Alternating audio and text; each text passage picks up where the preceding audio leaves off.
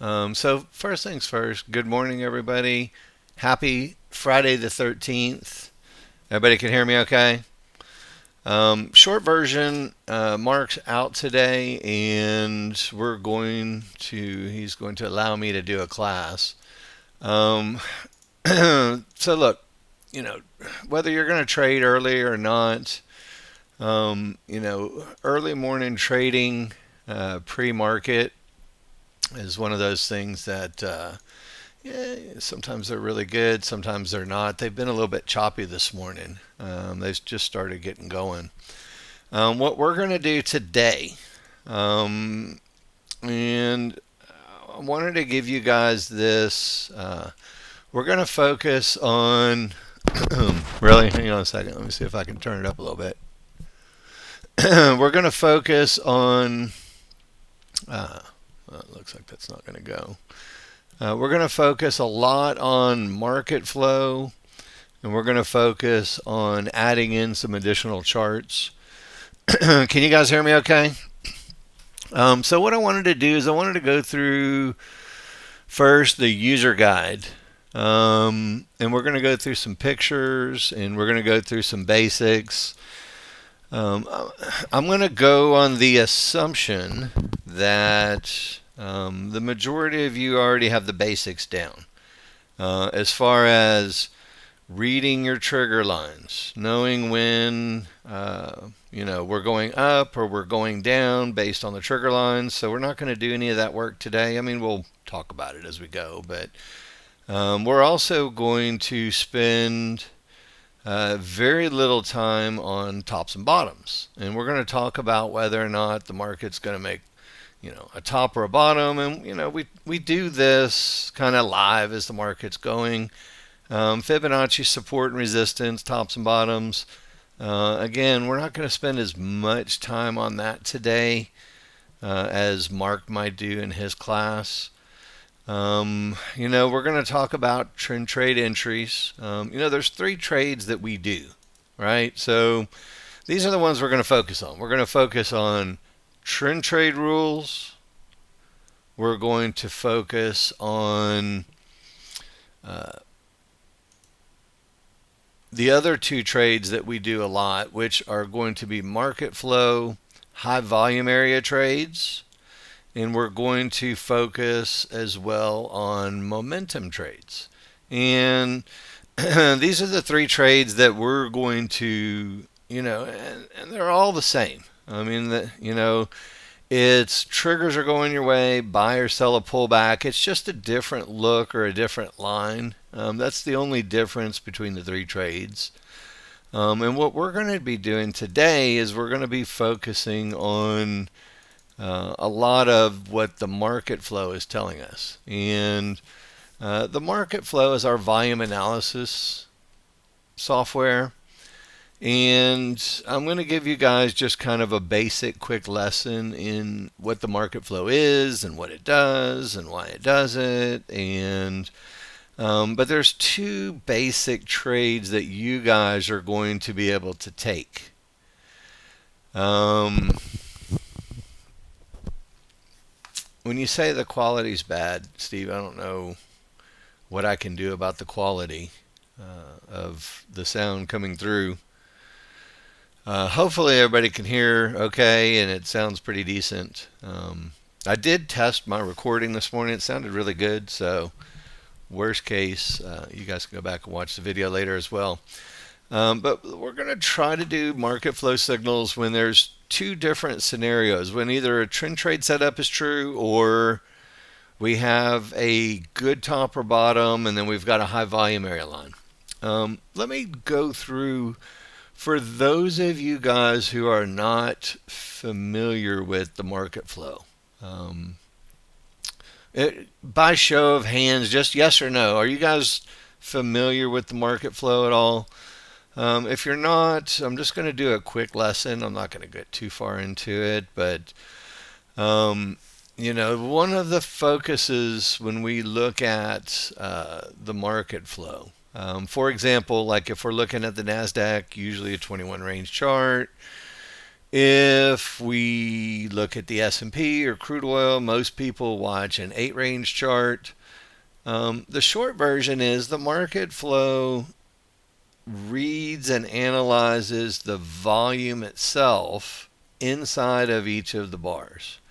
So when there's more buyers, there's green dots. When there's more sellers at a particular price, there's magenta dots. And it's not really what we're going to be focusing on. We're going to be focusing on two different signals. And the signals, both of the signals are generated from the white paint bar itself.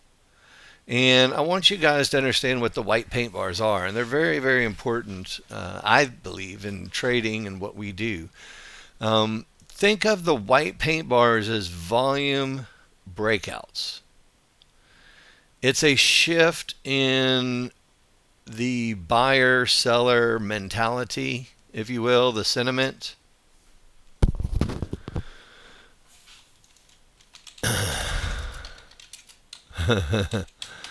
If you guys lost sound,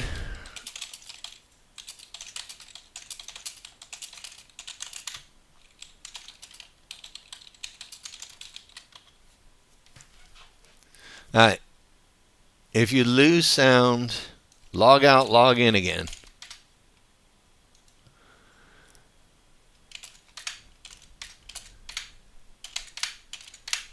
There you go. I'll make it easy for everybody. Anyway, short version is, sorry, some Discord in the morning sometimes gets stuck sound-wise, and some people lose sound and you have to log out and log back in. The white paint bars themselves, they're a shift from buyers and the market going up to sellers and the market going down. And there's two different signals that can be generated from the white paint bar itself. The first signal that can be generated is, we'll just talk about what the white paint bar is first. Anyway, a shift in the volume, and notice these little teeny tiny black lines that are on the bar. That's where the highest concentration of volume for that one particular bar is. That's what those little black lines represent.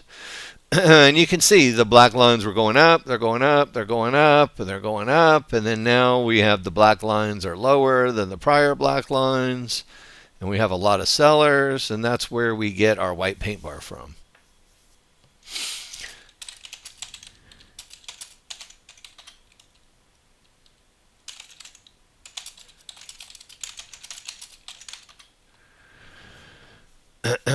All right, so short version is you'll see the same shift. And these white paint bars, they alternate back and forth for us. So we get a volume change to the downside, we get a volume change to the upside.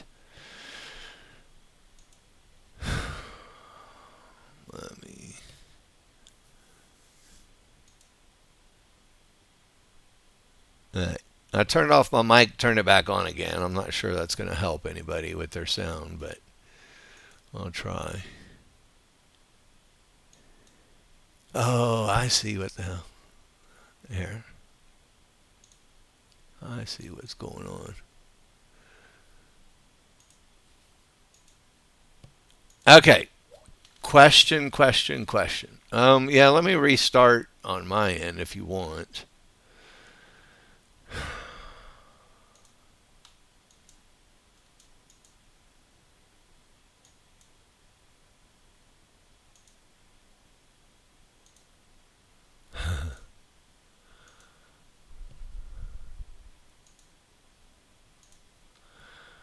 Really?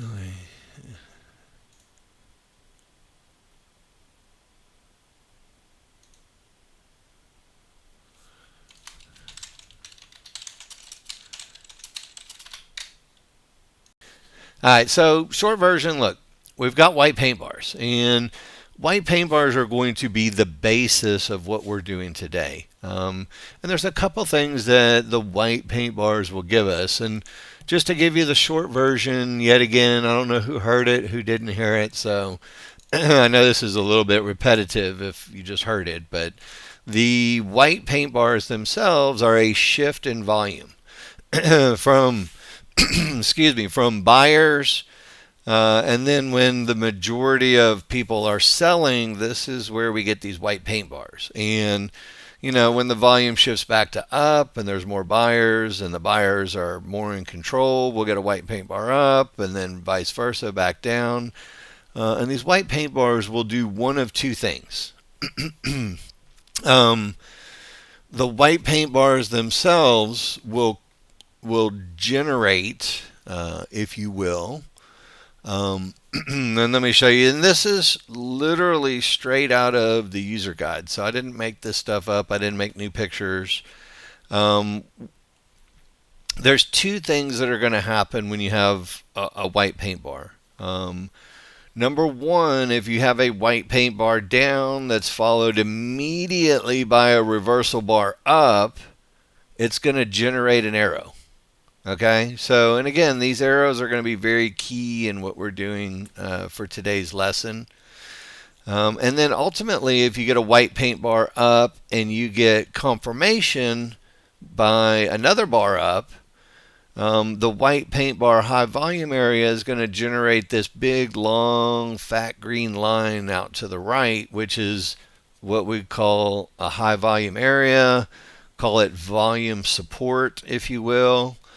And we'll see the exact same thing in reverse. So, if we get, and again, this is an old picture, but it's the same thing. White paint bar up, a bar that closes above the white paint bar, it's going to generate this green line that goes out to the right. And again, look, whenever we have a good top or a bottom, we want to use this green line when all possible as an entry area. So if the market's going up, we want to place a limit order to buy at the green line, and then hopefully it goes up. If it closes below it, we'll get out. But if it closes up from the green line, obviously the market usually will go up. And we'll see the same thing in reverse. And this is what we call our HVA, high volume area short, or high volume area long, depending on the direction. And it's really, really, really important that we have some type of Fibonacci top or bottom that happens prior to using one of these high volume area lines. And what you'll find is that these high volume area lines will become very nice entry points after a top has been made. You'll be able to get in at the magenta line, and then obviously if the market does what it's supposed to do, it'll go down to some type of support. Is everybody okay with this so far? So it's really, really very simple thought process. If you make a good bottom at Fibonacci support and you get a green line, the market's probably going to go up. And that's basically the short version of what we're going to be doing today. We're going to be watching these green lines, and we're going to be watching for arrows. And now what I've done, and traditionally we have run the market flow on a third chart. And for a lot of you guys as new traders, having a third chart is it's like if you have two charts, there's only two decisions to make, right? Going up or down, and where's my support area? When you add a third chart, it adds a lot more variables to it.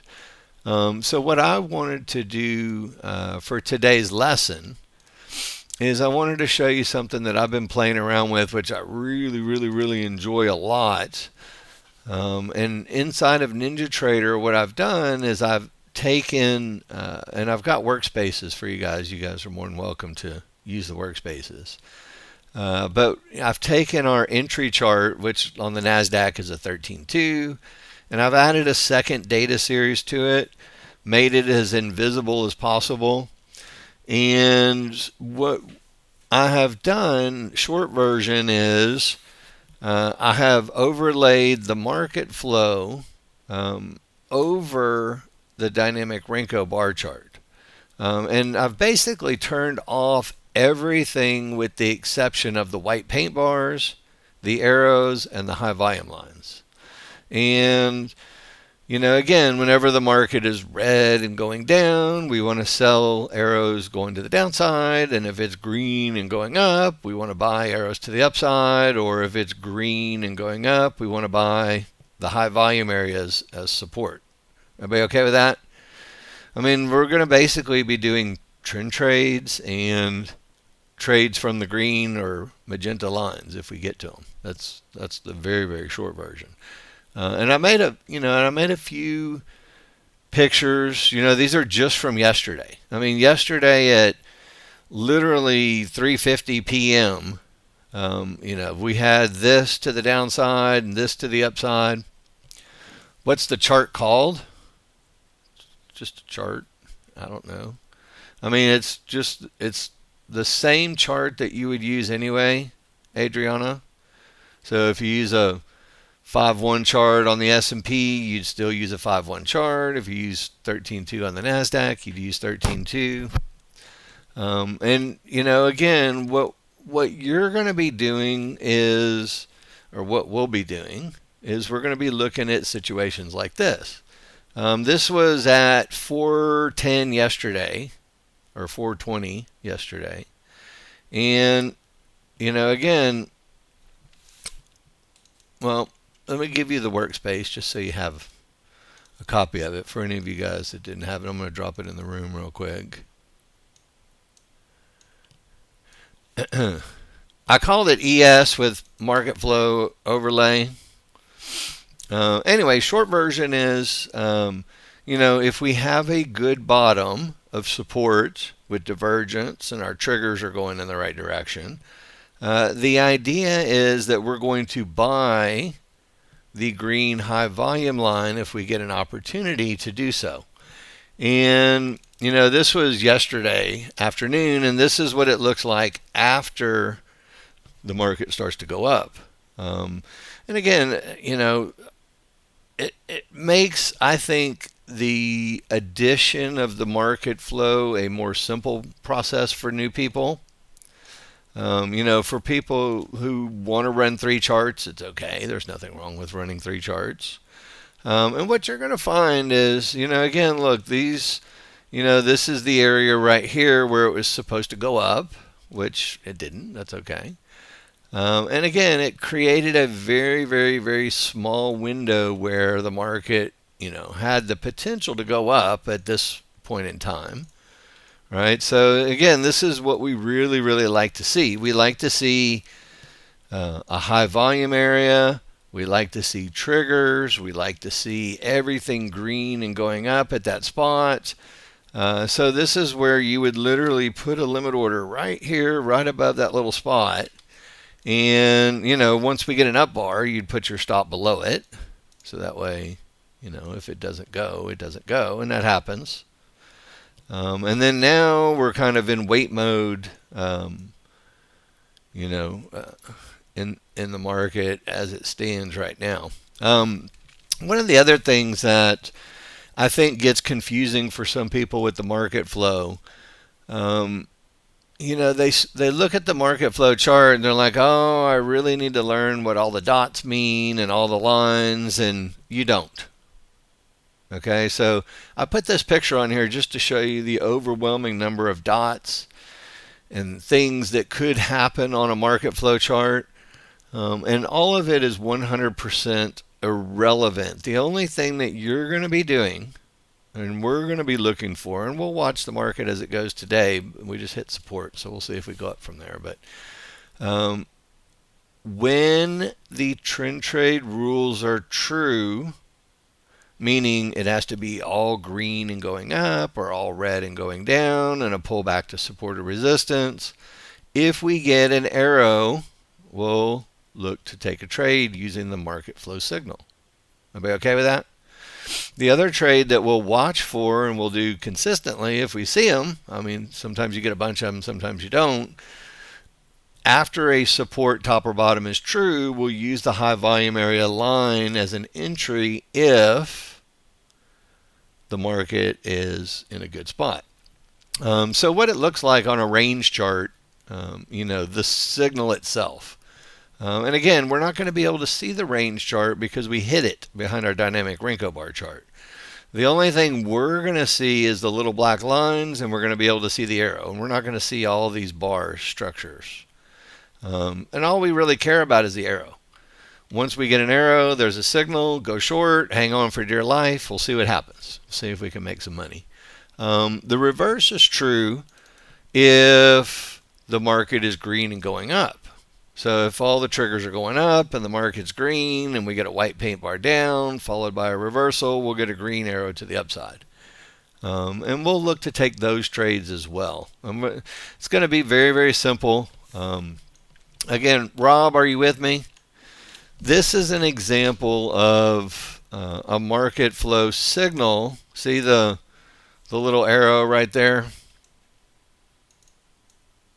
Now, this is one that you wouldn't take. And the reason why you probably wouldn't take it is because, number one, the arrow wouldn't be true until about right here. And because we're already at Fibonacci support, you see all the blue lines right there? There's no room to the next target. If there was no blue lines there, then we would want to take that short with that signal. And, again, let's just say this was the next blue line down here. This would be a more optimal spot for us. So let's just say, for example, the market gets through this support area and continues to the downside, which it hasn't continued anywhere yet today. It's been pretty range bound. But let's just say, hypothetically, we keep going. We are going to have the open of the NASDAQ, and if any of you guys are familiar with trading the NASDAQ, the first 10-15 minutes can be pretty violent. So it's we're not going to actually trade it to start off with. We're just going to watch it. Now, the other thing that you're going to notice, if look, you guys have choice. You don't have to have the market flow overlay on top of your chart. For those of you guys who have the normal look, without the market flow, then it's totally fine. There's nothing wrong with having, no market flow in your chart. For me, let's just say hypothetically I was short. What I really like to see is that when I get a new high volume line like this one right here, it usually serves to protect a trailing stop. So I would use it in terms of management as well. So, if it closes above the magenta line, the high volume line, then we probably will keep going back up. If we stay below the magenta line, then we're probably going to continue to the downside. Pretty easy, right? So again, obviously I think everybody can see that the market the background is red and all the triggers are down. And, essentially all we want to do is, when it's green and going up, if you have the opportunity to get either arrows or high volume lines or something along those lines, you can maybe take a long trade. This was, I think, an super, super, super good look. Usually these things do really, really well. That's a perfect look for me. Trend trade long with an arrow, with the high volume line. It just didn't go. It happens. And then ultimately, now we're pushing to the downside, but we're coming up on, the open of the market, which could get pretty nasty. The other thing that you guys have to keep in mind is don't forget about having the correct rules and the correct looks on your larger chart. As you can see, we're in what's called a 50-50 look right here. If you guys spend any time with my brother Mark, you know what a 50-50 look is. It just means that 50% of the triggers are above this fib and 50% are below, which gives it, it's not an odds thing. it's half are located above the blue line, half are located below the blue line. If they were all below the blue line, then number one, it would turn red, and then it wouldn't be in a 50-50 situation anymore. Did you copy paste the? So do you see the zip file that I put right above where you're typing, Adriana? Did you download that file?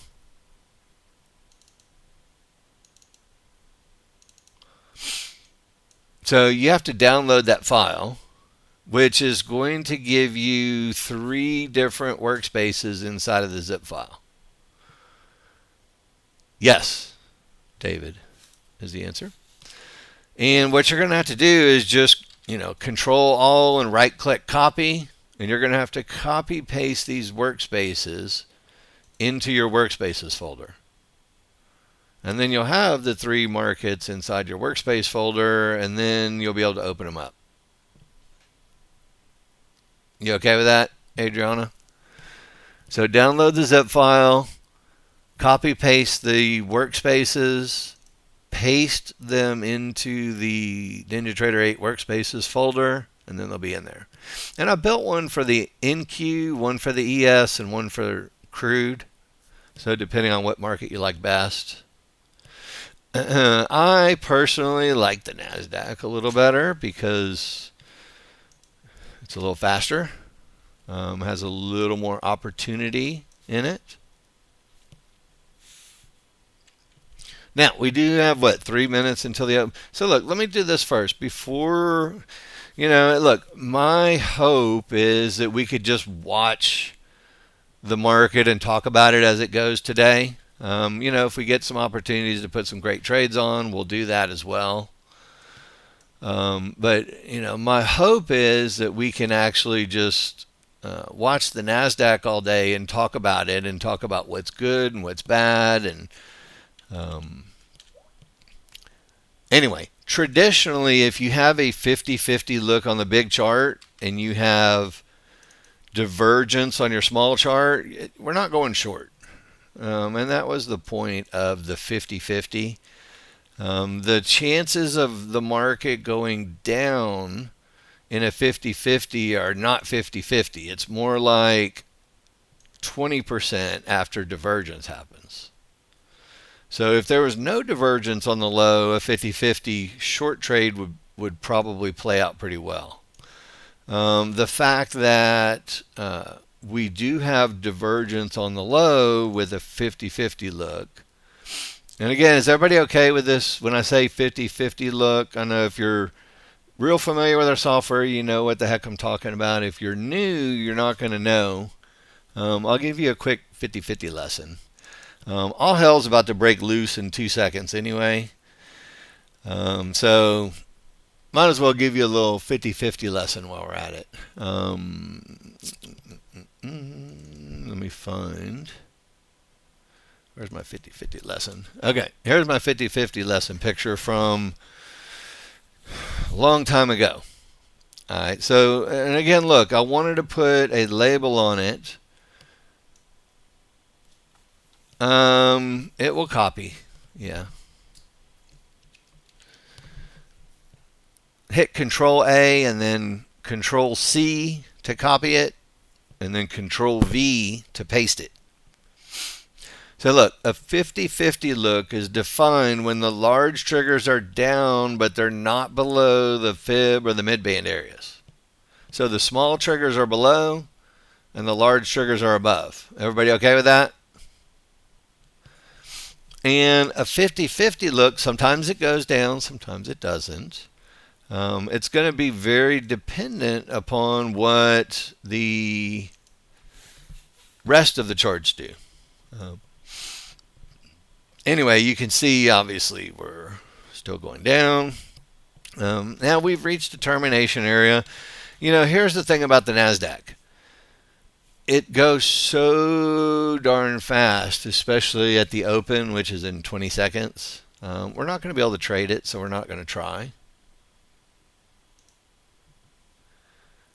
So we're just going to watch it for now. And we're going to watch where the signals happen.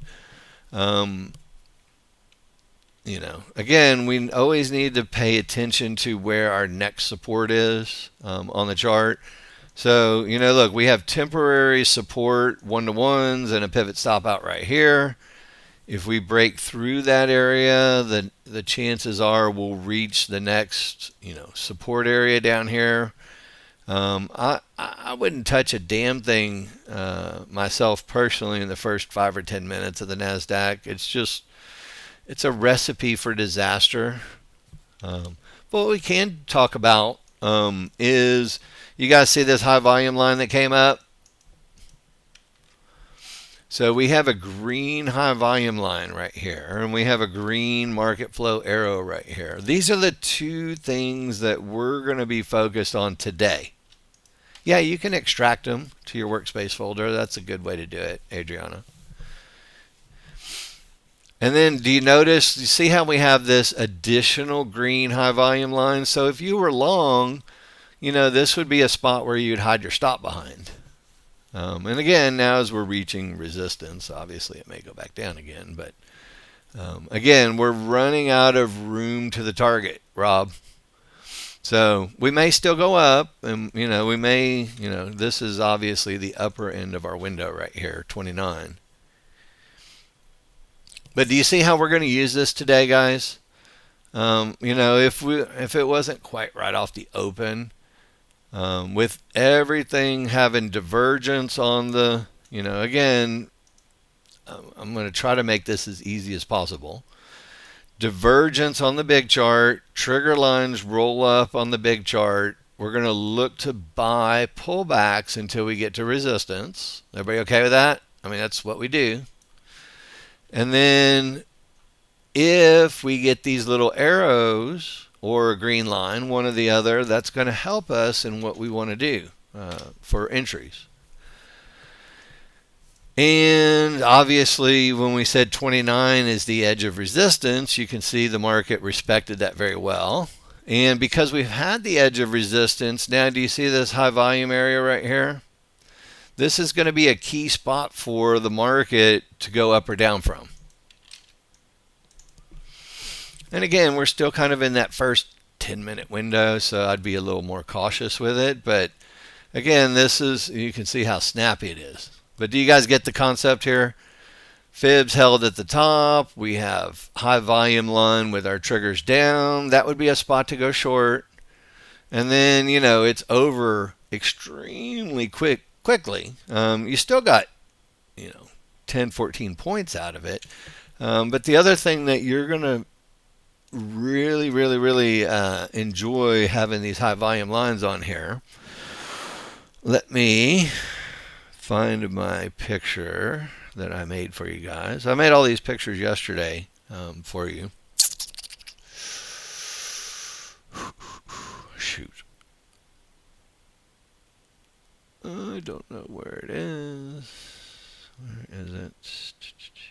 Anyway, short version is whenever you reach a prior... Oh, here we go. This is the picture I was looking for.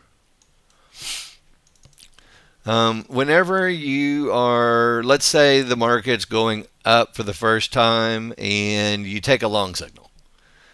Wherever the old high volume area line usually will become a very, very nice first profit target for you. Sometimes they keep going, sometimes they don't.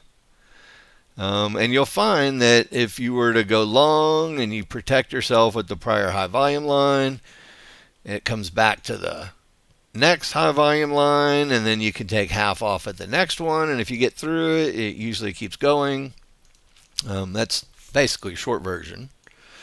And you'll see, this thing's going gangbusters here, but you'll see that concept was in play here. If you were to go short because of this high volume line, this is your first profit target at the prior high volume line, the green one, and then obviously it was over. And like I said, with the NASDAQ, it's going to go very, very, very quickly. So as we go forward, once we broke through 29, and we were looking for the opportunity to go long. And again, we don't have to take all the trades just to show them and teach them. But do you see how we had a high volume line and a market flow arrow right here at this exact spot? For those of you guys traded the NASDAQ, that would be your exact spot to get in, right inside this little circle. You see it? So again, we don't want to go long into resistance. We want to wait until resistance breaks, and then we buy a pullback to mid bands, triggers, high volume lines. We have market flow arrows. We have new high volume lines that helped us here. It made it up to resistance. Now we're trying to break through resistance and turn it blue, but we weren't quite successful just yet. So we have to look at our large chart and say, what happened? All right, so, well, that's what happened. That's a termination condition for us. So anytime we reach 1-to-1s, the yellow dots, everybody knows that you have to stop going long until they break, right?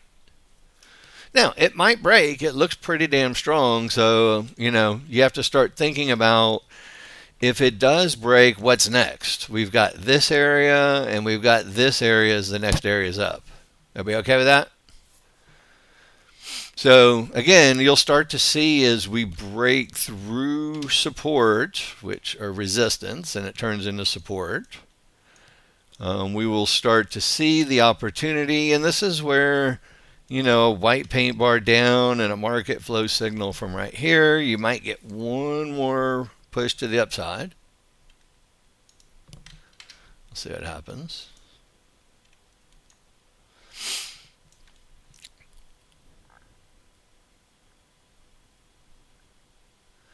All right, everybody okay? There's your arrow right there. So if you were going long, you'd go long right there off of support with an arrow. And then obviously you have to manage out of it because, we get divergence with lower triggers. So unfortunately, you'd be in and you'd be out just as quick. Traditionally, when you get a second lower divergence, you can always take another signal in the right direction, which we got it. You see how fast it is? You can't sit and talk about it. You have to be ready to do it on the NASDAQ. So again, you might have to do that trade twice, which does happen sometimes in the market. Adriana, tech support is the operative word for you at this point. Nothing I can do to help you. All right, so look, here's another market flow arrow to the upside. Again, this would pretty much say if, again, trailing stop behind that if you were still long from down here, ultimately. And then, what you're going to find is that the majority of the time, the market will come back and retest the high volume line many, many times before resuming an uptrend. So I wouldn't be surprised to see it get to a high volume line.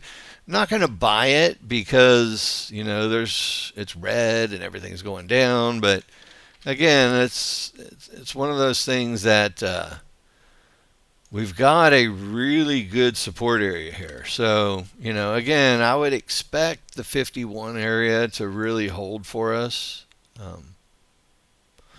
Might even hold right here, to be honest.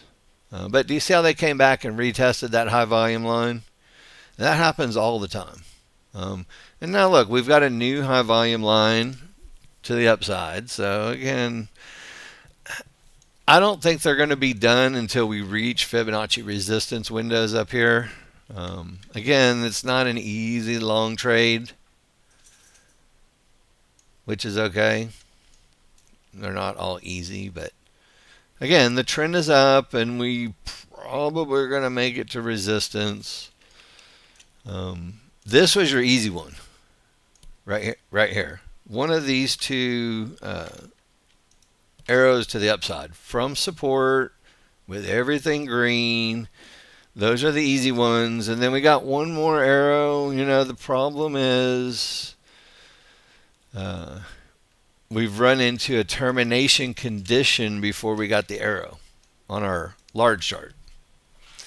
And anybody who's ever tried to trade in termination conditions usually knows that you get your ass whipped 9 ways to Sunday. So we don't do it. And again, it's not that we won't go up or down, but again, it just makes it a little more difficult. So we're kind of out of sync at the moment. Notice that we had termination and we have high volume line at 76. We're not going short there. Everything's green. So we don't want to go short when it's green. We want to go long when it's green, but we don't want to do it into some type of resistance. All right. So questions first. Hopefully the market's nice enough to get back to 50. I don't know if they're going to make it, to be honest. Usually once you start getting high volume lines in the direction of the trend again, we're going to go finish the move off to the upside. So I'm not surprised to see us, hit this new high volume line and then take off and hit resistance. Not the easiest of trades. Now we've hit resistance and a pivot stop out, and we will be going down until we get back to 50, probably. And again, for those of you guys who are not used to the NASDAQ, it's not for the faint of heart, and it's not for people who are scared to take losers, and it's not for people who are not 100% bulletproof on their trading plan. Now, we should see some type of market flow arrow signal short right here. You see how we had the white paint bar going up? And the reason I say that is because it's a trend trade spot. We'll see if we actually get it or not. We didn't. All right. Didn't give us one. That's okay. That may be it.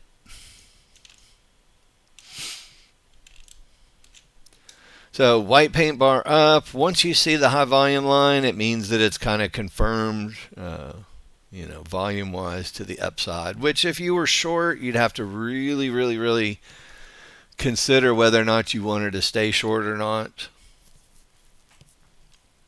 The whole thing about the NASDAQ is, think about shooting fish in a barrel, right? First of all, you got to find the barrel, then you got to have the fish, then you want to line it up, and you want it to be really a slam dunk. The NASDAQ is the slam dunk market. I'm going to expect this area right here to hold for our trend trade long.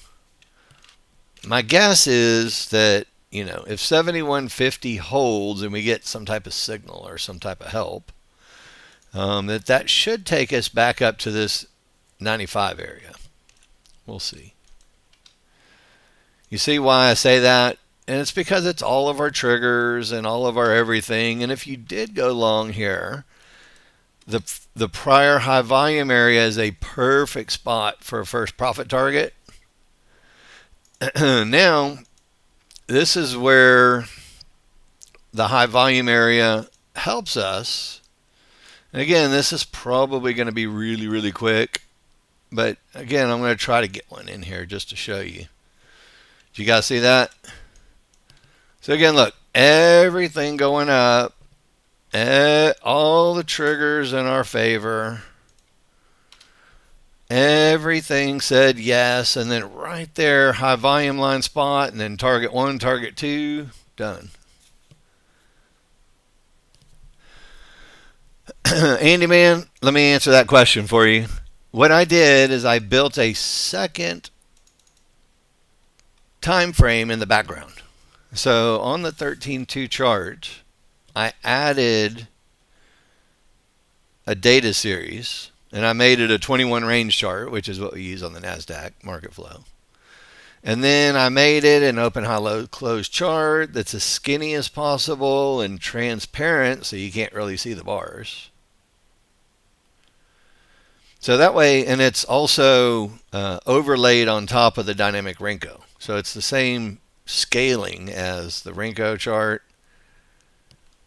Here, let me drag this picture in there for you, just in case you want to make one. But I've also built the workspaces out for you guys too. Anyway, that was what I would consider slam dunk perfect. Green on every chart, everything is perfect with the high volume line. And then, again, right now, looking at the large chart, again, trigger line location is one of the most important concepts that we teach. And right now, the trigger line location does not suggest we put in a good top. The trigger line location suggests that this mid-band 1-to-1 area it has a chance to hold, or it has to break, one or the other. This will change as time progresses. Looks like they've changed their mind, which is cool. So now look, this is the area where we're looking for something to happen on the small chart. God dang it. Freaking frack. I think I just did the wrong thing. All right, welcome to Ninja Trader.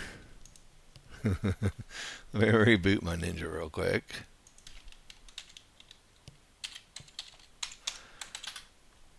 I tried to drag and drop something, and it doesn't like when you do that sometimes.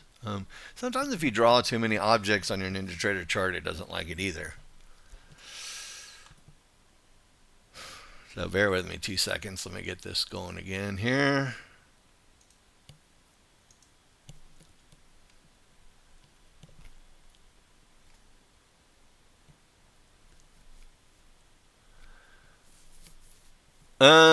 When you say that,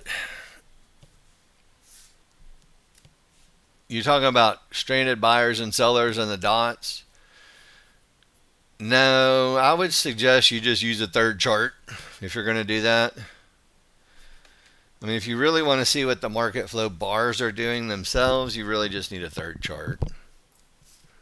This is more, and again, we were talking about the potential of sell signals before I crash this damn thing. And you can see we had our sell signals in here. This is exactly what we're looking for. And then also we had a high volume line helping us out. So again, there was a couple opportunities for shorts. Yeah, and good news on that too.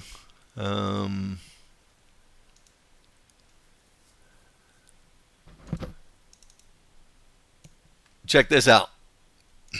We finally finished automated fibs from the browser version through the servers, blah, blah, blah. So this is 100% automated fibs, exactly as they are in NinjaTrader on our browser version. Oh man, what a freaking nightmare to make this happen. Anyway, long story short, we got it done. Another week or two of touch-up stuff, and then we'll be back. We'll start to have beta versions available for all the existing users, and then we'll go from there.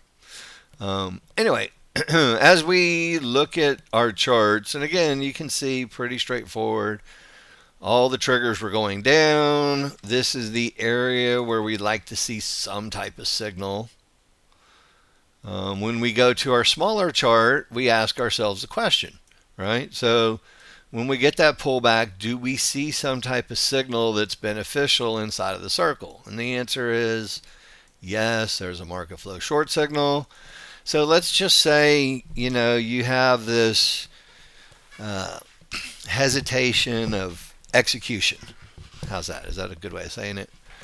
Maybe this will help you out a little bit. And again, on the S&P and crude oil, this is going to go so much slower. Again, I'm a fan of the NASDAQ because I just love the speed of it. If it gets too crazy, then you can always back down and go back to some smaller charts. But again, this is the type of signal that we like to see. You really like to see a market flow high volume line helping you out with your short trade, and then obviously it was over at some point. And now we are kind of stuck, Short version is, everything is up and we've got support right here and this area may hold. I don't know. Rob, do you see the problem with this? There's no room to the target. We've already hit resistance. So, the resistance has been used, if you will, already. So we don't want to go long after resistance holds. We want to wait until resistance breaks, and then we'll have easy long trades. Or vice versa. God dang it. Please don't tell me I did it again. Fuck. All right. All right. So we've had our news. I reloaded my indicators, which is probably not the right thing to do right after news. We'll let them catch up here real quick. So I'm going to take a quick break and then we will get down to business here.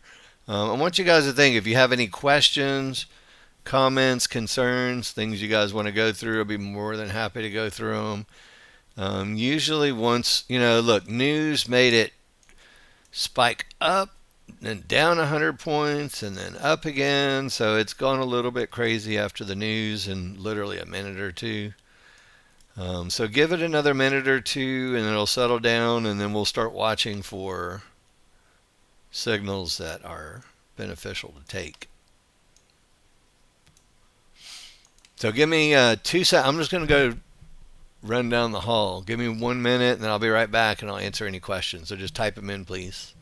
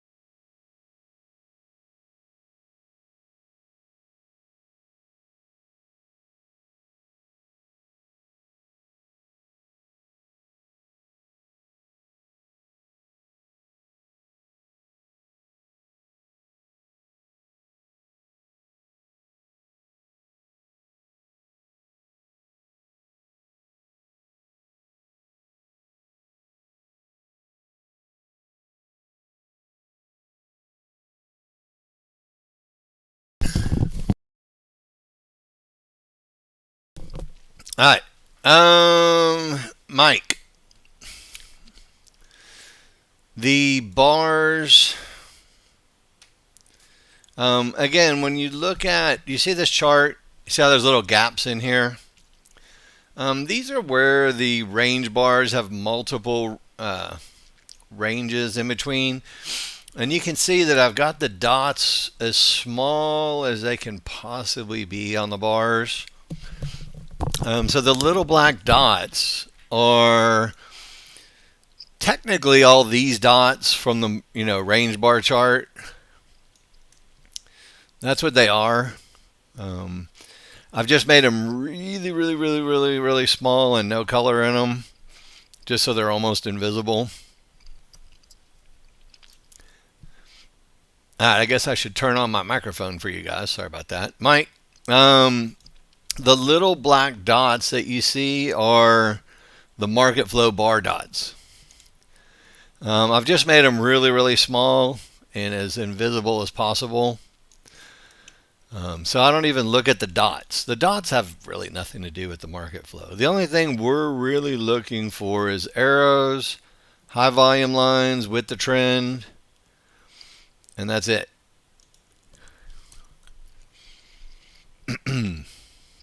Andy Man, yeah, the fibs hold really, really well even with news. I mean, you just can't do anything about it. So as we're looking, look, we've got a really good support area here. We've got support, we've got a mid-band, we've got a high volume area.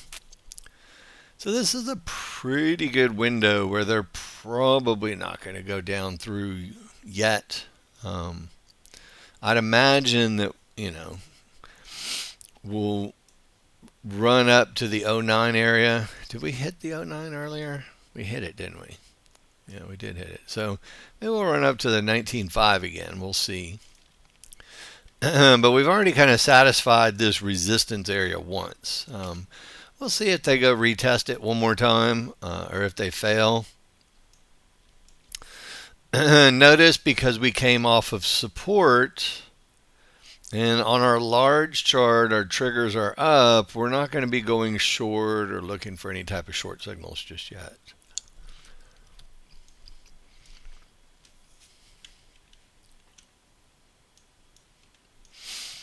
And we're not really going to be looking for long signals yet because, again, we ran into resistance. So we're still a little ways away from anything really easy happening. Look, if resistance holds and things roll over, we'll start taking short trades.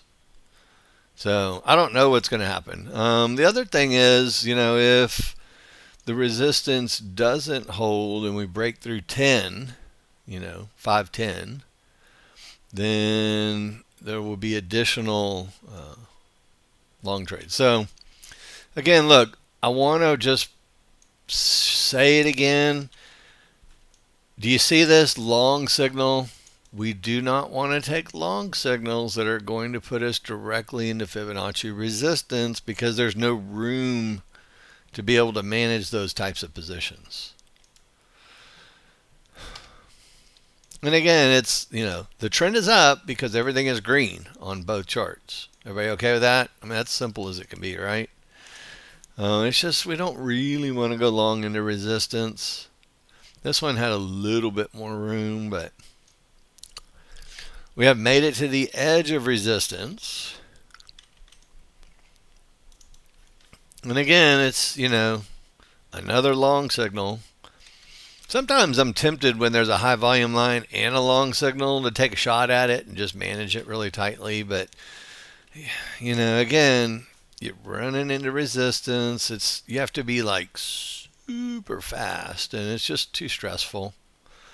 It's easier just to wait until there's a whole bunch of room and then you can just get in and relax and not have to worry about being lightning fast on your management. You want to be able to relax and take it easy.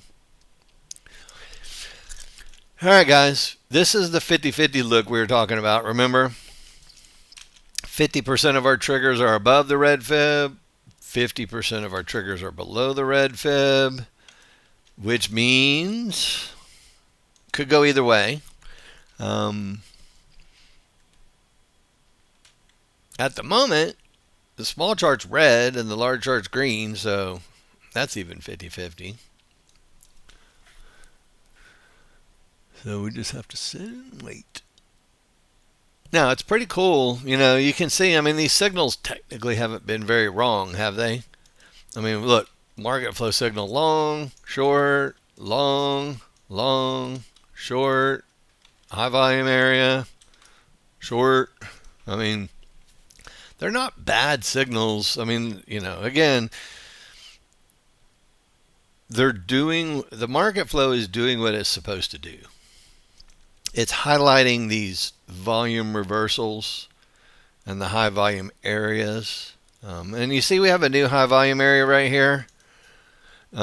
Usually that'll be the precursor to breaking out of resistance, but they obviously changed their mind. Now look what we have, guys. We have divergence from resistance. This would be the first spot where I'd try a short. It's not the best short on the planet. Oops. Well,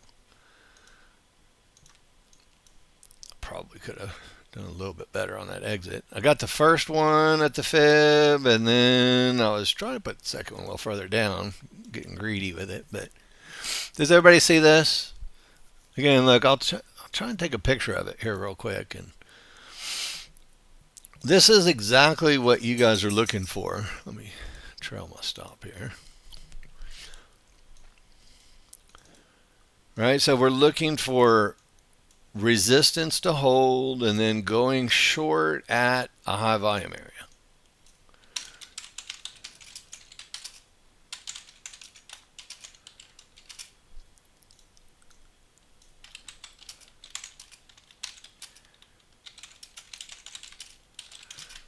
All right, so here's a picture for you.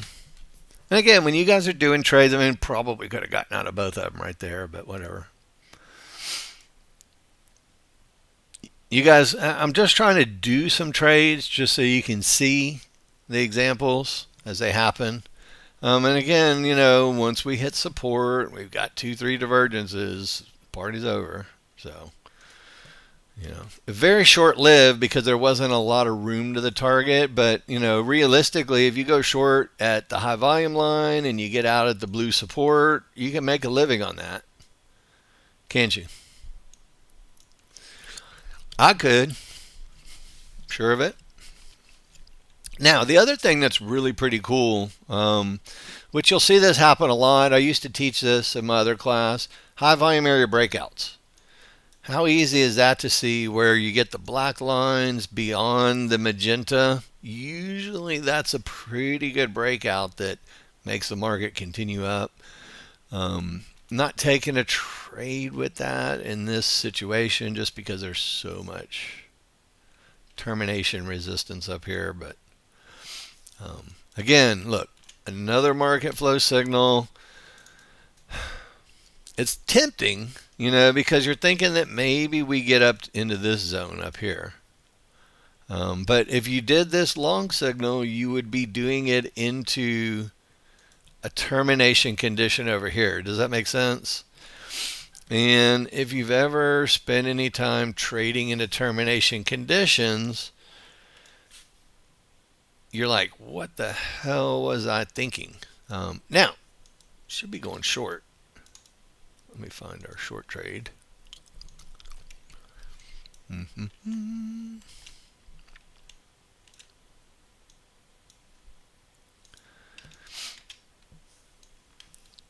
right.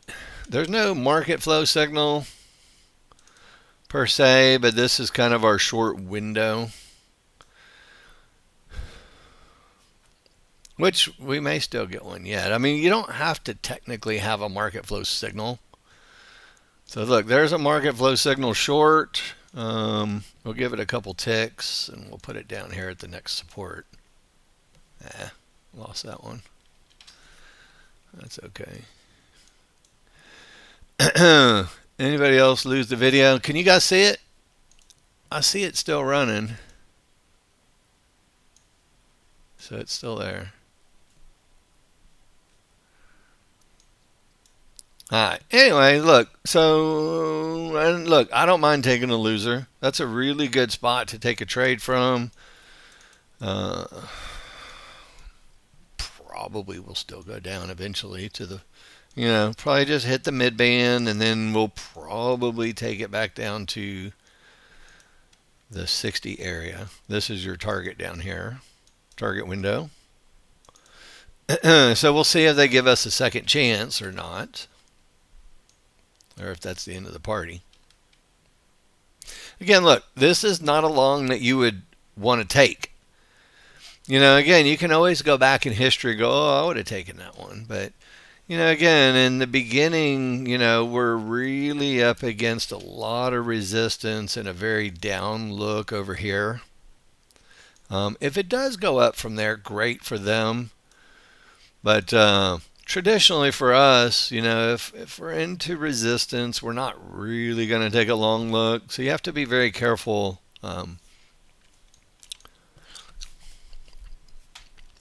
Anyway, if we had a little bit of a better bottom, that would be a really good look for us. I don't think it was a great bottom. It worked out, but anyway, what do you guys think about this high volume line and these arrows on the charts? You dig it or what? I love it. I mean, I have to say, I think it's so much easier than looking at a third chart and trying to go, okay, I'm going up, and do I have a signal, and where is it at? I think the overlay is just I'm actually thinking about making this permanent for everybody right out of the gate.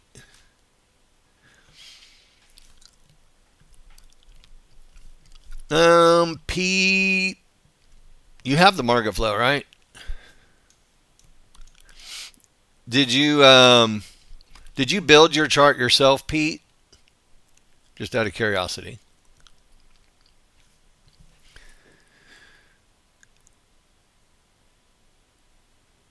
Huh. Maybe the arrows aren't turned on. Can I give you a template, chart template? Let me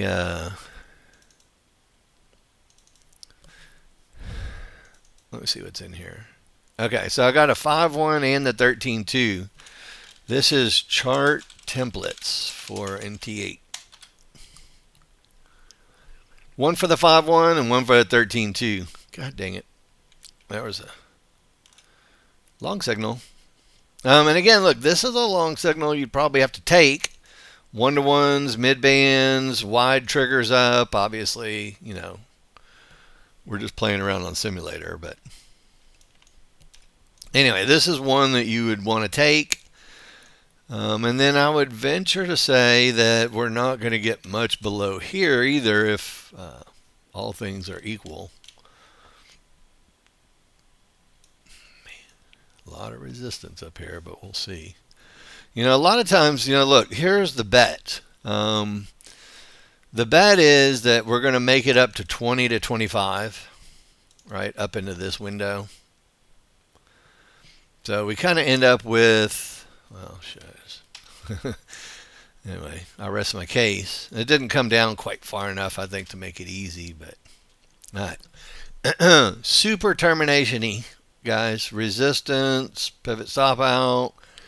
So we're not going to take this long signal, or I wouldn't, personally. Does that make sense? And again, it's just too much termination here for us to take a long signal. Divergence from resistance. I guess we're still probably going to go up. My guess is we're going to go up to here. I'll draw a box on there for you. But again, this is one of those trades that would be very risky. And you don't have to take risky trades. You have to wait for everything to be right. Well, Gene, okay. Now you've crossed over into the philosophical, should I go before or after the signal? You know, and again, look, if the area is good enough and your triggers are good enough and you anticipate because of all the trigger lines that you're going to get an arrow, you can always go short after a white paint bar up in the hopes that you will get a down bar from the area, which I am totally cool with. So, you know, again, there's nothing wrong with buying or selling at a specific spot with the anticipation that it's going to go down.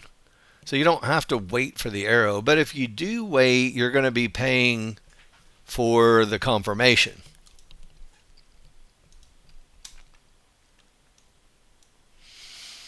So it doesn't print later. I mean, it prints when the 21 range bar goes up or down. Does that make sense? So again, if you wanted to sell a specific spot, there's nothing wrong with that. You know, for example, if you were, you know, saying to yourself, hey, look, I want to buy the mid-band and 1-to-1s because I had a white paint bar down. Does that make sense, Gene? Because I had it down, then I'm just going to buy and hope for the best. And then eventually, after I get a 21 range bar up, it'll generate an arrow for me. Again, you know, if it happened a little closer to here, maybe it'd be easier. But anyway, confirmation is one of those things Confirmation costs money, but it also saves a lot of money when you don't get actual confirmation. All right. Can we all agree that resistance is holding for the moment? Yay or nay? All right. Now, the question is, do we want to sell right here at the high volume line? So there's some... It is so fast. So, again, we can agree that resistance is holding. And it's funny, too. We also had another high volume line from earlier where the resistance held. And do you remember what I told you first targets are? It's very, very, very consistent. The prior HVA areas are a really good first target, and if they don't keep going, then usually that's the end of the party. Anyway, very, very quick. I'm going to get rid of all these drawing objects on here. Are you guys cool with this? Just kind of watching the market and talking about it, and is it beneficial, helpful just to kind of see it live as it unfolds?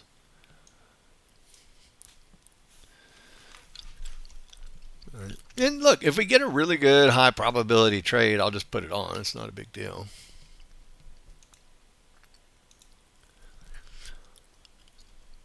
All right, so we are going to be going into the mother lode of terminations, right?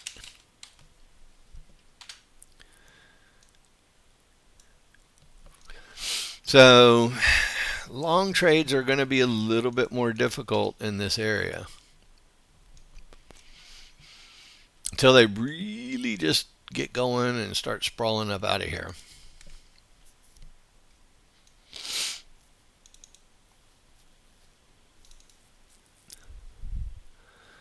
One-to-ones with pivot stop outs, all that kind of good stuff. If we get through it, then we'll see what happens.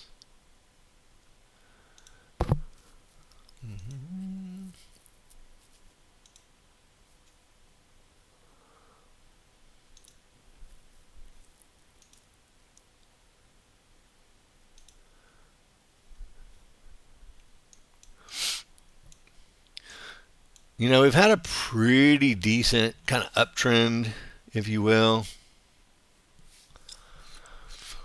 You know, they've been very reluctant to go down lately. So, leaning a little more, obviously, to the upside with the trend. We'll see what happens. And again, you can see, look, termination. So we have, you know, again, support that might hold, and we also have resistance that might hold. So I think we're best suited to just sit and wait for 2 seconds and let them figure the spot out. You know, my brother always calls it the battle. There's always a battle at key Fibonacci areas and termination areas.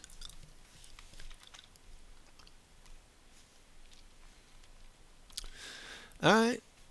Look, you can trade Nexgen however on God's green earth you guys want to trade it. There is no wrong way, you know, as long as you're happy with your chart setup and what you've got, makes no difference. All right, so can we agree that we've broken through support? And again, look, this is where I would probably take a chance at a high volume area. That was very quick.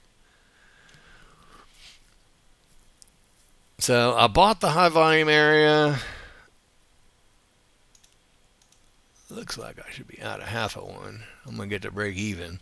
They went a little bit further than I anticipated them going right off the bat. But do you guys see what I'm saying with the large chart? I'm not managing this real well here. With the large chart going up, let's see if we can get one more up bar here.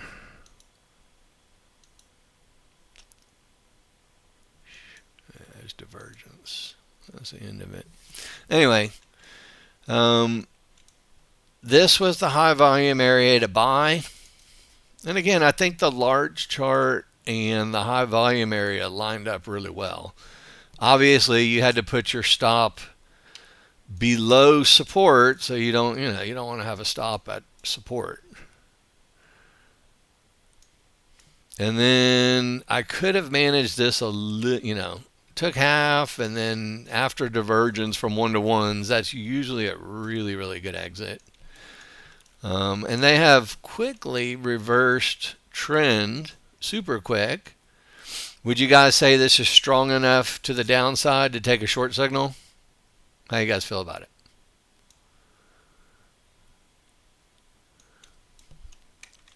Again, that's probably it. This whole window right here is the operative window. And now we're just going to continue to the downside. 85, next target. All right. Kenny, first of all, if you have a high volume area and you have other indicators helping you out, such as support, resistance, synthetic triggers, small triggers, yes, much, much, much better. So like this is a high volume area that doesn't have anything. It doesn't have a good bottom. It didn't have any other triggers. It doesn't have any help. So it's probably not one that's going to be good for us to use. The next one will probably be good. See how we made a better bottom over here?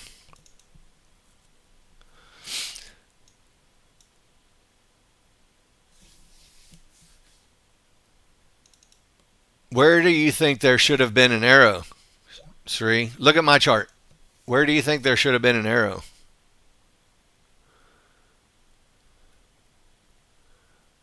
And I don't understand why on God's green earth anybody would think that there's an arrow. That's probably going to lose quick. Yeah, quick loser.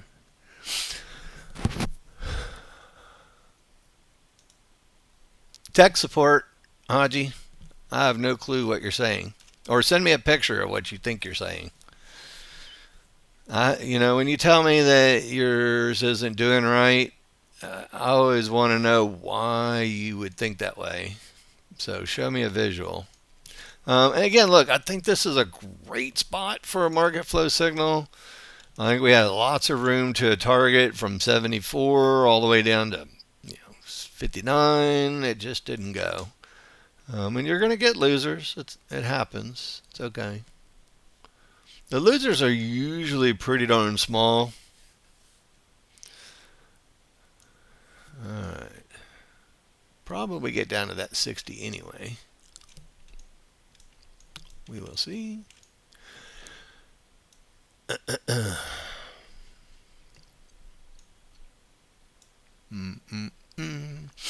And again, you don't have to technically, the only trades that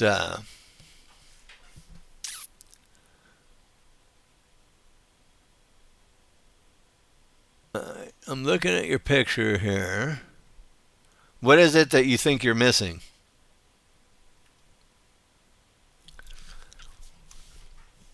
Just out of curiosity, because again, you may just not be able to see. It might be plotted behind the bar. Do you understand what I'm saying? So if it's not out in the open like this, it may just be hidden behind the other bar. So I can't do anything about that. Oops. All right. Well, maybe you have some data differences or something. I don't know. It's hard to say. All right. Well, the downtrend, obviously,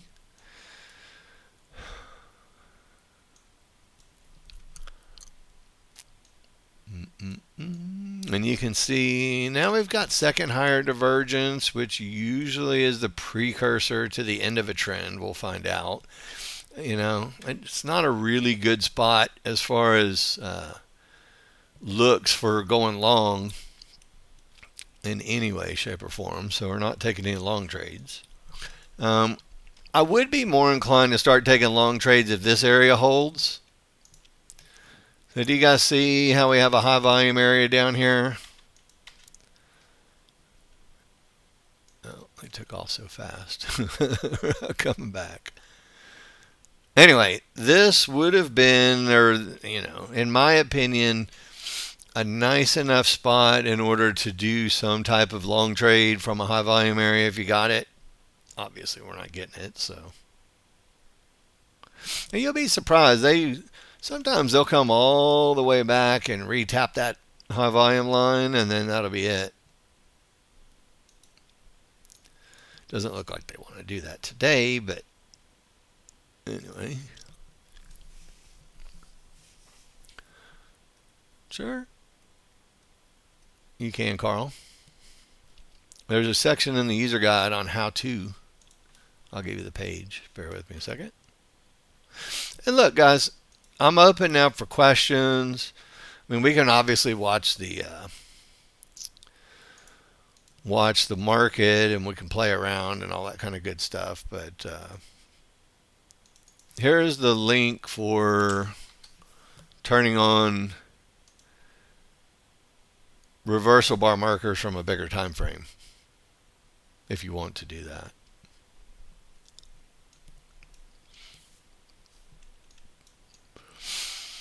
All right, guys. Everybody agree strong uptrend on the NASDAQ big chart? Everybody okay with that idea? And again, your only trade doesn't have to be an arrow. Again, you can do other trades. You can see we've gotten, look, we've got support here, but what's the problem? Tell me what the problem is with this support. We're right into resistance. You see it? So, I mean, look, there's your first target. It's only like 3 ticks away. So it's not enough room to really justify easier trades. Just not. All right, questions, comments, concerns. Notice we have a market flow down signal, but it's not within the confines of a trend trade look or any of the other rules that we like to follow. So we're not going short just because there's an arrow, right? We want to have all of our trigger lines, and we want to have everything else in our favor. We should be going up, technically. I know it doesn't look very uppish here at the moment, but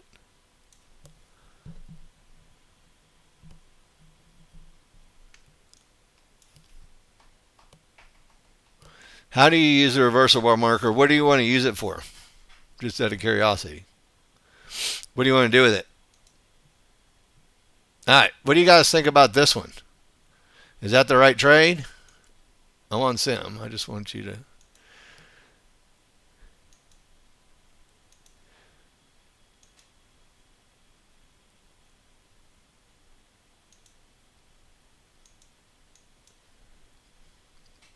Again, look, everything is predicated on the direction of the large chart first.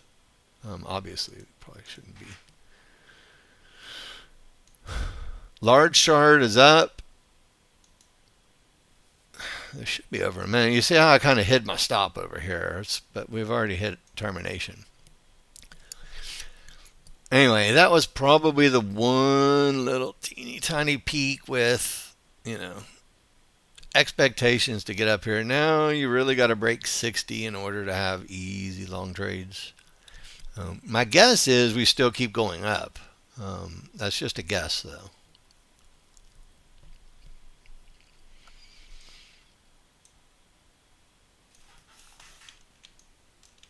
I think we're kind of in for resistance and support that both have the potential to hold, which makes things a little bit choppy. I wouldn't be surprised to see 15 minutes of chop in here. So you want to use it for a stop. Didn't we have this question the other day for I have a video watch list. And in this video watch list,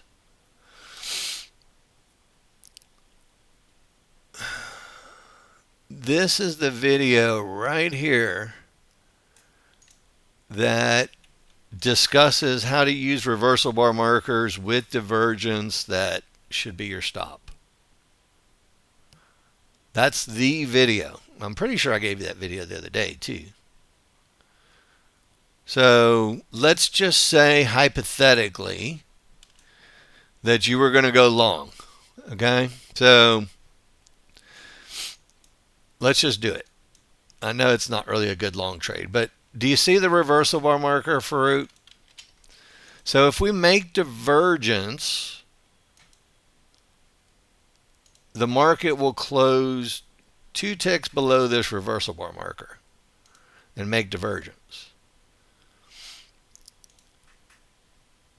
So do you see how we closed 2 ticks below the reversal bar marker and we made divergence?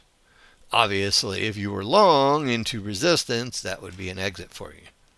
So it's more important to not worry about the reversal bar marker per se, but to be more worried about the divergence, because otherwise you're not really getting out based on a reversal, you're getting out beyond pivots.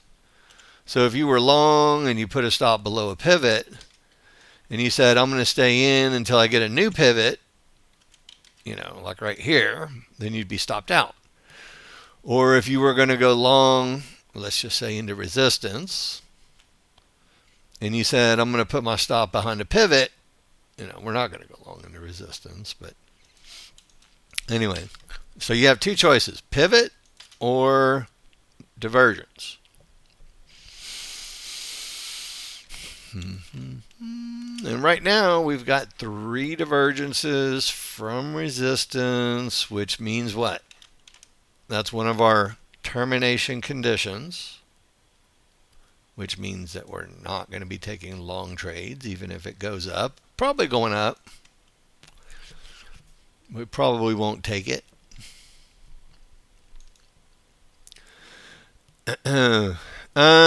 Jay, why would you want to change a 5-1 to a 13-2? Why?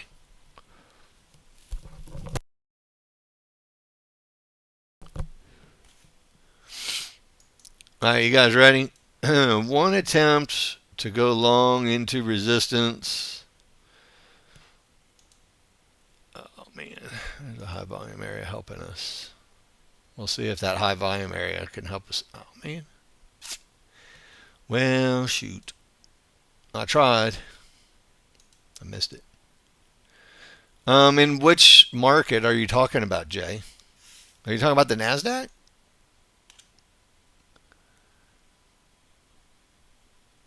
None of our workspaces for the NASDAQ contain a 5-1 chart. So just open up the NASDAQ workspaces that we've pre-made for you.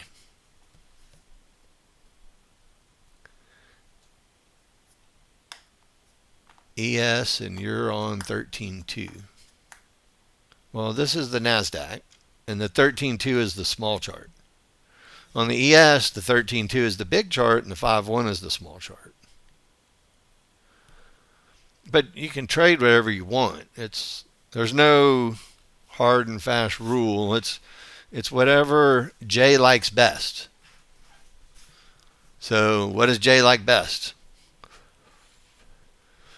Okay, guys, now we're going to end up with a darn momentum trade. You guys ready? This is where momentum through one-to-ones. This is where if you get a divergence, you're going to be out of that position. So this is where the reversal bar marker minus a couple ticks will come in handy for you. Because if you get divergence, then it'll come down a lot lower. If you don't get divergence, then the momentum will continue to the upside, and then we'll make it up to Fibonacci resistance and all that good stuff. So we're about to find out right now whether or not we're going up or not. And there's an arrow to the upside, and pretty much don't even have to risk any money. Now, should we hang for the second one, or should we take our money, or what do you guys want to do? See if we can get the second one.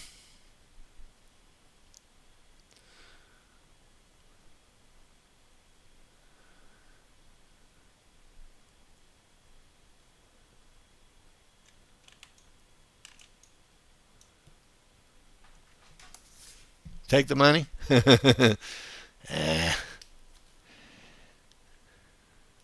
Is there any reason to take the money? I mean, we haven't lost any momentum. There's no real good reason to, but I mean, I guess I could. I don't care. It's no big deal. We've already taken half of it off at resistance. And there's the second one. Didn't have to do any extra work, just had to wait a second.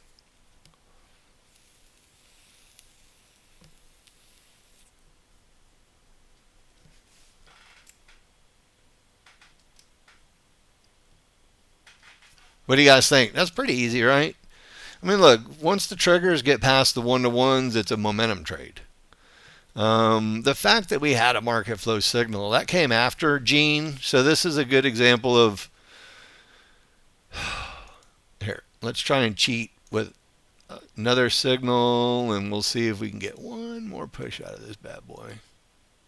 Might be getting a little greedy after resistance and divergence, but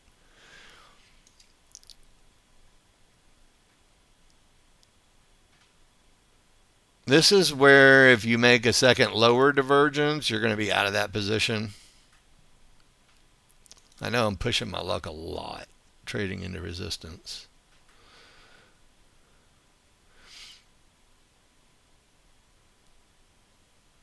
Yep. Anyway.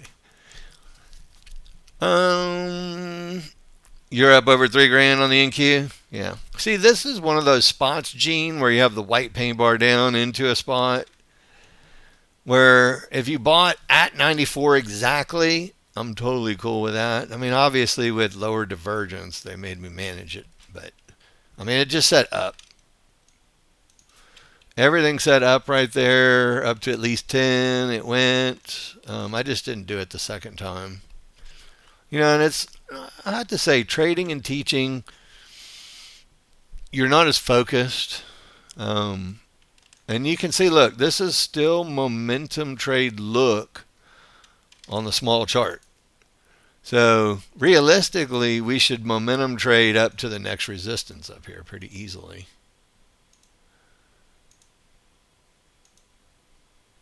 And then some. Anyway, you guys get that? All momentum up, you break resistance, as support, just go long. Obviously, it's still going, but really easy momentum look right there. Yeah, I think it's pretty cool. You know, and again, look, I think the real good trade was 94. You know, this was the spot where we had market flow, high volume lines, we had HVAs, we had all kinds of good stuff. And then if you took it, you had a momentum trade to get some more. And there's no reason to think that there might not still be some more to the upside.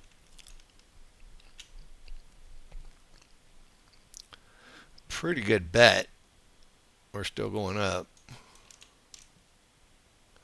The problem is, what's our support area? I mean, our support area is kind of the mid-band. So I know the fib is red, but we're so far above it.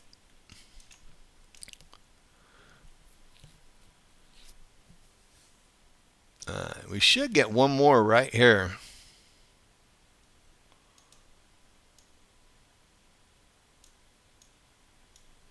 We'll see. This is our spot anyway. We'll see what they say to us. They had divergence and we're below the triggers, so you don't have to jump in necessarily at the spot. This is one where confirmation would be a nice thing. You know, look, you could even go so far as to say, I'll wait for a bar up. And then if I don't ever get a bar up, then I won't take a trade. And if I do get a bar up, then I'll take one more shot at trying to get to 45 or 38, 45, whatever, something like that. Now, the other thing is, look, here's the really cool thing about, remember what I said about these high volume areas? Sometimes they have a tendency to stop the market. I mean, this one probably won't. But I'll take half there anyway, and then if I get a new divergence from the high volume area, I'll get out, a lower divergence. If I don't get a lower divergence, then we'll try to see if we can break through there. There we go. Now I've got a little high volume area helping me here. This is where I would probably put my contract back on that I took off if they were nice enough to give it to me. See that? So, oops, there's divergence. That might be it. So I'd probably limit my risk now because we had a second lower divergence. Usually they keep going lower. It's like battle high volume area here. So, you know, is it worth a couple of ticks to say, come get me? Which, you know, again, second lower divergence is always one of those exits. And they will come get you. Anyway. Now everything's a little bit out of whack. Probably still going up. There's no reason to believe from looking at the large chart that we might not still go up. It's just not in a trend trade look, is it? So let me sit and wait for a second. Not going short.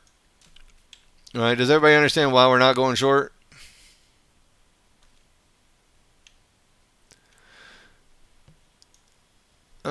When you see massive delays in buying and selling, I don't know. I don't see that.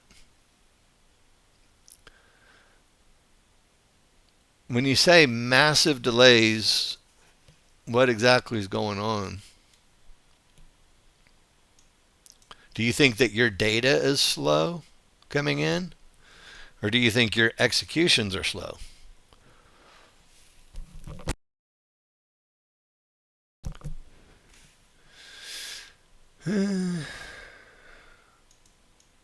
I would venture to say there's probably an optical illusion.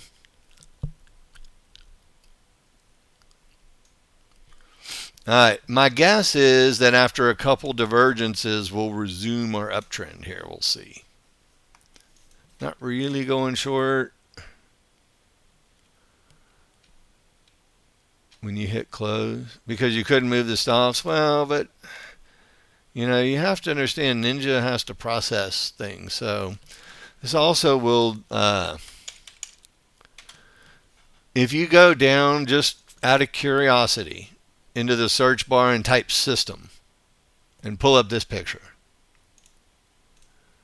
So, you know, in your search bar in Windows, just type in system and then send a picture of this one. I'm just curious on what you're running. All right, guys. So, again, look, the uptrend probably continuing. You know, again, ideally, this would be the best spot to take a shot. High volume area, one-to-ones. I would anticipate, you know, if we're going up, that would be the spot to go up from. Now, notice I have a signal, so I can pretty much have a very teeny tiny little stop here. This may be over quick.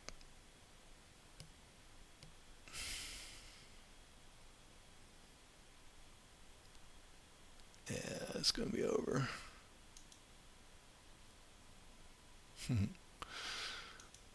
Anyway, that's about $160. Yeah, they're going to be rude and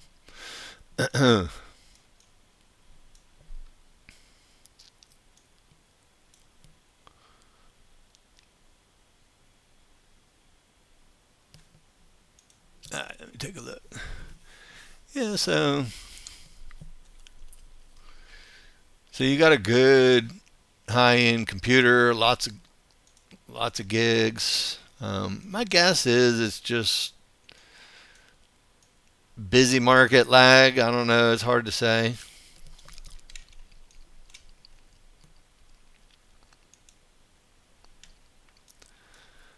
All right, so we have now broken support, which I underestimated that just a little bit. Again, look, this is the type of spot right here where, again, we'll see if we get something that looks beneficial to us to take a short trade. Obviously, this is the window right here, 04.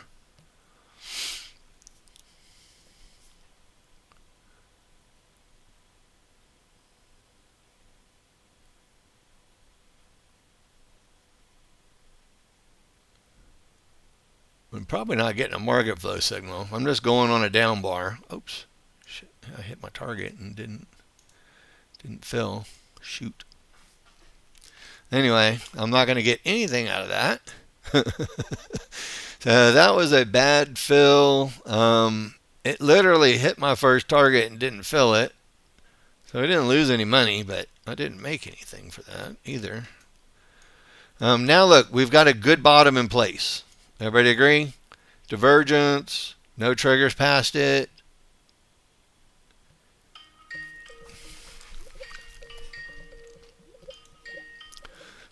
So, again, whenever you get a good bottom, now we'll see if we can break through this resistance and continue to the upside, or if they're going to continue to the downside here. They're going to work it out. It doesn't matter how many times you call me. All right, give me 2 seconds.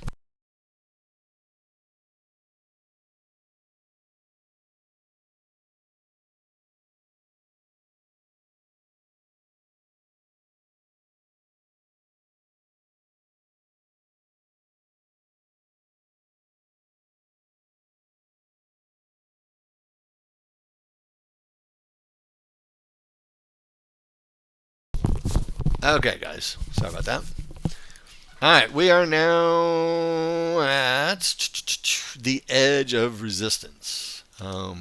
Only one of two things happens at the edge of resistance. We either go down from here, we break it, and we know we can go long. That's it. Literally, there's no other choices. Now, what is it going to take for short signals? Again, for short signals from the edge of resistance, we're going to need something other than green background and lots of triggers going up. So, I'm not going long because of a market flow signal into resistance. Is everybody okay with that? I don't care even if it goes up 1,000 points, which it might. It doesn't matter. Now that we've broken through resistance, do you see what we have over here? We've got triggers, fibs, high volume lines. We've got everything on the planet for maybe one shot at going up. And it may not go. We'll see. It needs to go now if it's going to go. Now, I paid a little bit extra. I could have put in a 05. Now, once I get a market flow signal, put my stop in.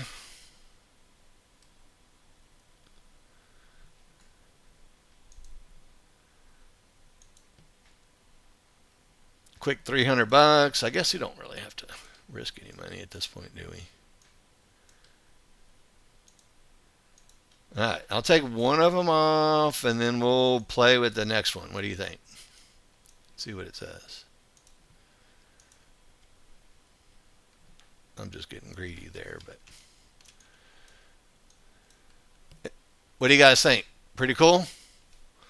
I mean, how is that for like a mother lode of everything on God's green earth that is good for us? Every mid-band, fibs, one-to-ones, high volume areas. I mean, it's the mother lode. And look, If you wanted to, you take your 200 bucks and you're done. You know, what I'm trying to see is if this high volume area holds and we continue with some of this strong uptrend momentum. See how strong the triggers are?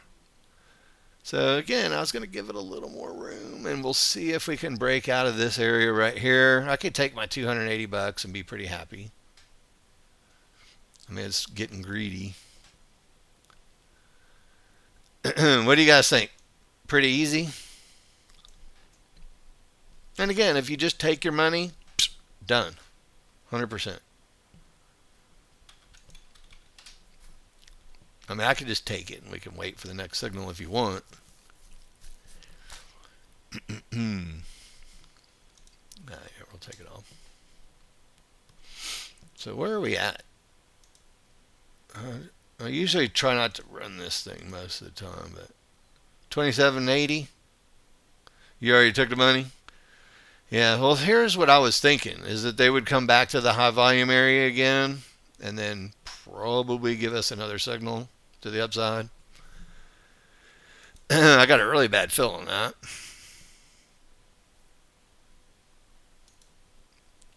I'm going to get out of it since we hit a high volume area. See how we hit that resistance, high volume area? I shouldn't be messing around with long trades after resistance holds.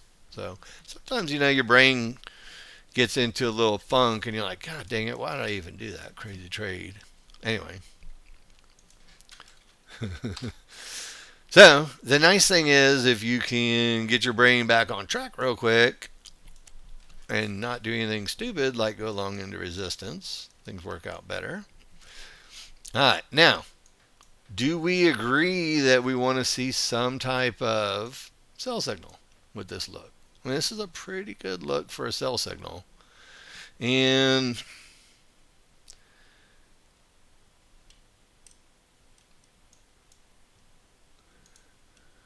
all right.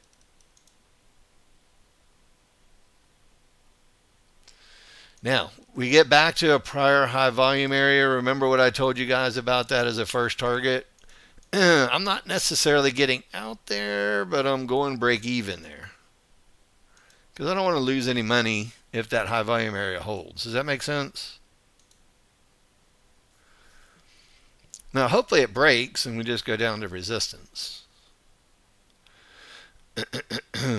We're about to find out in 2 seconds. But those prior high volume areas, usually really good first targets. I mean, I could take 100 bucks there and be done with it. But I rest my case on the prior high volume areas being targets. Case made, point made. Everybody cool with that? Pretty neat, isn't it? Takes a minute to get used to having a little bit of extra stuff on your charts, but once you do, I think it's quite beneficial. Now, we'll see if they want to hold the 09 resistance or if they want to pop on through there and make some divergence on the big chart, which we like to see. And now we are potentially off to the races again. All right. Anybody see a spot where you might want to take a chance? Again, it's not a super look on the big chart yet, so we're kind of doing it with not a super look. What do you think? Is it worth a couple ticks just to try it out? What do you guys think? Look at my big chart. Is that the ideal look for going long? The answer is no, no, no, it is not.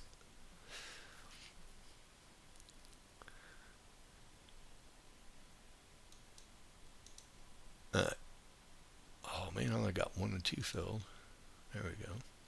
All right, we'll see what she says. I'm going to run prior high volume area as target number 1. Oh, I'm missing by a tick. That is rude.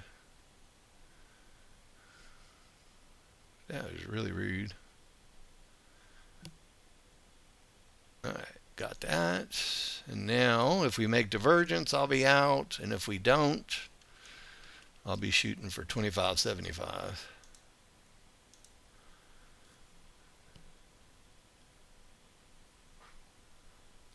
Yeah, that might be it.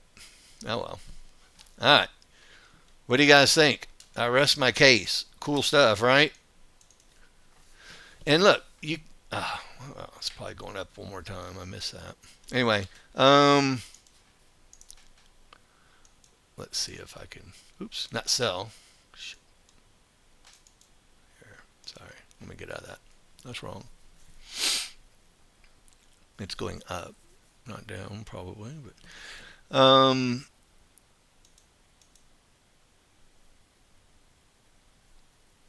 going back to our user guide. And again, I want you guys to think about this for a second. Look, nothing has changed. When you go into the user guide, our HVA trade rules are still the same. You still have to have a good top or bottom at Fibonacci or a breakout of Fibonacci areas. You need to have don't trade into support or resistance, and then usually the high volume area with some triggers and or fibs or mid bands or 1-to-1s usually help out a lot. Nothing has changed. The only difference is you can kind of see it without having to look over at a third chart. And there's nothing wrong if you want to look at a third chart. I just think this puts it so front and center that it makes it a lot easier to process. That's just my thought. And again, I didn't make up a new trade. I didn't make up a new indicator. I didn't make up a new rule. It's just a slightly different way of doing what we've always done. I just think it's pretty cool.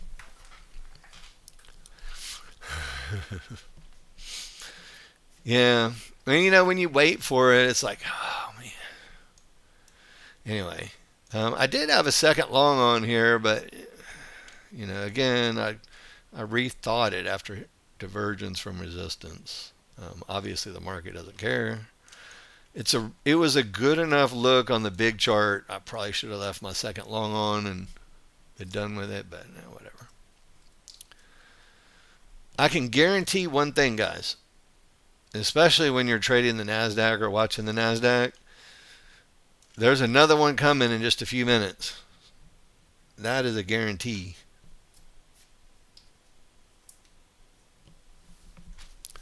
Yeah. All right, questions, comments, concerns, anything that you guys would like to go through that I can answer for you?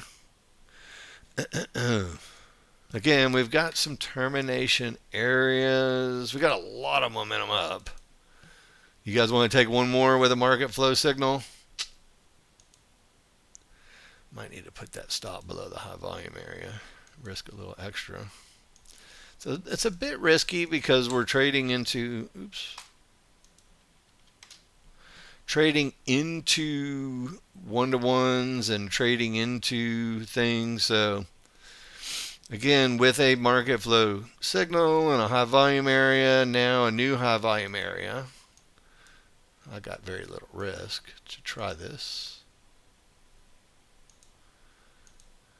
Again, we could go back to like a prior high and just take some off if we really wanted to. And because there is